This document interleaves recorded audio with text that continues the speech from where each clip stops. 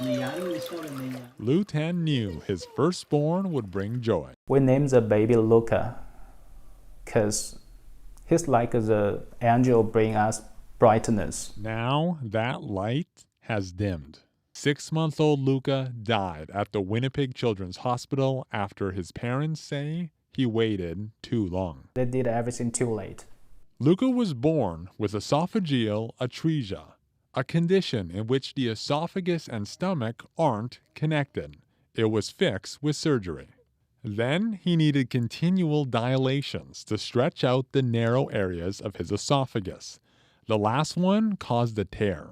It was discovered by an X-ray after Luca was rushed to emergency January 12th around 6 in the evening.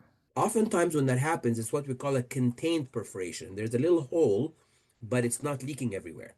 And those patients are just treated with antibiotics, let the esophagus rest for a week, it closes back on its own. But Luca did not get better with time. He kept crying, the heart rate monitor kept beeping. At 4 in the morning, he was rushed into surgery and died.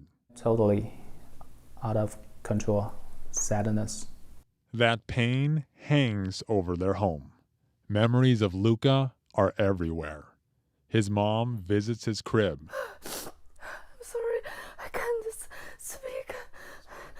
Where his toys and the last onesie he wore remain. I take many pictures and videos every day, but the last day I have nothing.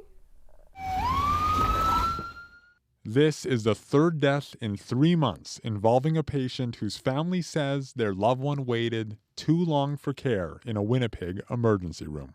I think that's why we need a public inquiry. I know that it will take time, but when there's this many deaths in such a short period of time. These deaths are all being investigated as critical incidents.